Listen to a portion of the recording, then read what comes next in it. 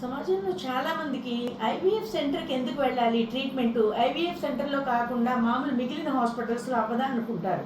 తప్పకుండా అవుతుంది. మిగిలిన హాస్పిటల్స్లో మీకున్న రీజన్ బట్టి సింపుల్ రీజను మెడికేషన్తో కవర్ అయిపోతుంది అనుకుంటే 100% మీకు చిన్న హాస్పిటల్స్లో గైనకాలజిస్టుల దగ్గరికి వెళ్ళినా కానీ లేదంటే మీ ఫ్యామిలీ డాక్టర్స్ దగ్గరికి వెళ్ళినా కానీ తప్పకుండా సక్సెస్ అవుతుంది. అయితే అట్లా సక్సెస్ అవ్వనాళ్ళు చాలామంది ఉంటున్నారు. ఇప్పుడు ఒక 100 మందికి ఈ ప్రెగ్నెన్సీ రాకుండా ప్రాబ్లమ్స్ వస్తే, సంతాన సాఫల్యత ప్రాబ్లమ్స్ వస్తే అందులో దాదాపుగా ఒక 20-30 మందికి చిన్న చిన్న సింపుల్ ట్రీట్మెంట్స్ మెడిసిన్స్తోనే అయిపోతుంది. కానీ ఇంకా చాలామంది మిగిలిపోతుంటారు. వాళ్ళు కంపల్సరీ డాక్టర్స్ దగ్గరికి ఐవీఎఫ్ సెంటర్స్కి రావాలి. ఎందుకు రావాలి అంటే ఇక్కడ మానిటరింగ్ వేరే ఉంటుంది. అన్ని చోట్ల నార్మల్ గైనకాలజిస్ట్ దగ్గర అన్ని చోట్ల వేరే విధంగా ఉంటుంది. ఎందుకంటే వాళ్ళు అన్ని కేసులు చూస్తారు. సో మీతో ఎక్కువ టైం కొంతమంది స్పెండ్ చేయగలరు, కొంతమంది స్పెండ్ చేయలేరు. సో అక్కడ ఎక్విప్మెంట్ కొంత ఉండొచ్చు, కొంత లేకపోవచ్చు. అట్లా కాకుండా ఐవీఎఫ్ సెంటర్స్లో ఏంటంటే ఎక్విప్మెంట్ అంతా ఉంటుంది. మీకు ఏ విధంగా ఉండాలి, మీకు ఏమైనా హిస్ట్రోస్కోపీ చేశారా, ల్యాప్రోస్కోపీ చేశారా, లేదంటే ఏమైనా ఐయుఐస్ అయినాయా, 3-4 టైమ్స్ 5 టైమ్స్ ఐయుఐస్ ఫెయిల్ అయినాయా, లేదంటే అంతకుముందు ఎప్పుడన్నా ఐవీఎఫ్స్ అయినాయా, ఇవన్నీ కూడా అంటే ఐవీఎఫ్స్ అయితే కనుక ఎందుకు ఫెయిల్ అయినాయి, ఇవన్నీ కూడా అనాలిసిస్ అనేది జరుగుతుంది.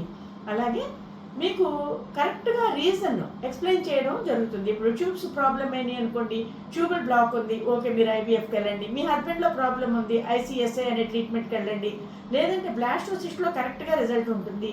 లేదా ఎక్కువసార్లు అబార్షన్లు అయిపోతున్నాయి అనుకోండి, మీరు మళ్ళీ ఈ క్యారియోటైపింగ్ అవన్నీ చేయించుకున్నా కూడా అందులో కూడా ఏ ప్రాబ్లం ఉండదనే చెప్తారు. కానీ మనకి సంతానం అంటే బిడ్డ అతుక్కోకుండా ఉండడం అనేది జరుగుతుంది, లేదా అబార్ట్ అయిపోవడం జరుగుతుంది. సో ఇలాంటి రీజన్స్లో పీజీఎస్ అనే ప్రక్రియ ఉపయోగపడుతుంది. సో ఏమన్నా ఫైబ్రాయిడ్స్ ఉన్నాయా, ఫైబ్రాయిడ్స్ ఉంటే ఎంత సైజు వరకు మీకు మనం మామూలుగా ఇట్లా ట్రీట్మెంట్స్ చిన్న సింపుల్ ట్రీట్మెంట్లో వెళ్ళొచ్చు.